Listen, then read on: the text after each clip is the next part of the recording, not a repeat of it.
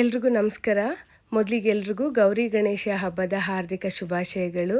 ಗಣೇಶನಿಗಿಡೋ ಅಂಥ 21 ನೈವೇದ್ಯಗಳಲ್ಲಿ ಪಂಚಕಜ್ಜಾಯ ಕೂಡ ಒಂದು. ತುಂಬಾ ರುಚಿಯಾಗಿರುತ್ತೆ, ಮಾಡೋಕ್ಕೂ ಕೂಡ ತುಂಬ ಸುಲಭ. ಹೇಗೆ ಮಾಡೋದು ಅಂತ ಬನ್ನಿ ನೋಡೋಣ. ಮೊದಲಿಗೆ ಪ್ಯಾನ್ಗೆ ಅರ್ಧ ಕಪ್ಪಷ್ಟು ಬೆಲ್ಲ ಹಾಕ್ಕೊಂಡು 1/4 ಗ್ಲಾಸಷ್ಟು ನೀರನ್ನು ಸೇರಿಸ್ಕೊಂಡು ಬೆಲ್ಲನ ಚೆನ್ನಾಗಿ ಕರಗಿಸ್ಕೊಳ್ತಾ ಇದ್ದೀನಿ. ಈಗ ಬೆಲ್ಲ ಎಲ್ಲ ಚೆನ್ನಾಗಿ ಕರಗಿದೆ. ಇದನ್ನು ಪಕ್ಕಕ್ಕಿಟ್ಟು ಮತ್ತೆ ಒಂದು ಪ್ಯಾನ್ಗೆ 2 ಟೇಬಲ್ ಸ್ಪೂನಷ್ಟು ತುಪ್ಪನ ಹಾಕ್ಕೊಂಡು ಗೋಡಂಬಿ, ಬಾದಾಮಿ, ದ್ರಾಕ್ಷಿನ ಹಾಕ್ಕೊಂಡು ಫ್ರೈ ಮಾಡ್ಕೊಳ್ತಾ ಇದ್ದೀನಿ. ಒಂದು 40 ಸೆಕೆಂಡ್ ಫ್ರೈ ಮಾಡಿಕೊಂಡ್ರೆ ಸಾಕು. ಈಗ ಇದು ಚೆನ್ನಾಗಿ ಫ್ರೈ ಆಗಿದೆ. ಈಗ ಸ್ಟವ್ ಆಫ್ ಮಾಡಿ ಇದನ್ನು ಕೂಡ ಪಕ್ಕಕ್ಕಿಡ್ತಾ ಇದ್ದೀನಿ.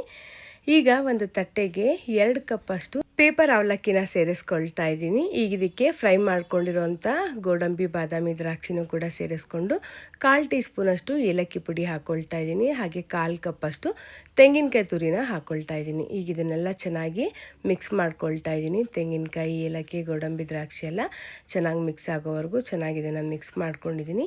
ಈಗ ಕರಗಿಸ್ಕೊಂಡಿರೋಂಥ ಬೆಲ್ಲನ ಸೋಸ್ಕೊಂಡು ಇದ್ರ ಜೊತೆಗೆ ಸೇರಿಸ್ಕೊಳ್ತಾ ಇದ್ದೀನಿ. ಈಗ ಇದನ್ನು ಹಾಕಿ ಚೆನ್ನಾಗಿ ಮಿಕ್ಸ್ ಮಾಡಿಕೊಂಡ್ರೆ ಪಂಚಕಜ್ಜಾಯ ರೆಡಿ. 5 ನಿಮಿಷದಲ್ಲಿ ಆಗೋಗ್ಬಿಡುತ್ತೆ. ತುಂಬಾ ರುಚಿಯಾಗಿರುತ್ತೆ, ಮಾಡೋಕ್ಕೂ ಕೂಡ ತುಂಬಾ ಸುಲಭ. ಗಣೇಶನಿಗೆ ಕಡುಬು, ಕರ್ಜಿಕಾಯಿ 21 ನೈವೇದ್ಯಗಳನ್ನು ಮಾಡೋಕ್ಕಾಗಲ್ಲ ಅನ್ನೋವಂಥವ್ರು ಇದೊಂದು ಪಂಚಕಜ್ಜಾಯ ಮಾಡಿ ಸ್ವಾಮಿಗೆ ನೈವೇದ್ಯ ಮಾಡಿದ್ರೆ ಸಾಕು, ಖಂಡಿತ ಸ್ವಾಮಿ ಕೂಡ ಪ್ರಸನ್ನನಾಗ್ತಾನೆ. ಖಂಡಿತ ಒಂದು ಸಾರಿ ಟ್ರೈ ಮಾಡಿ.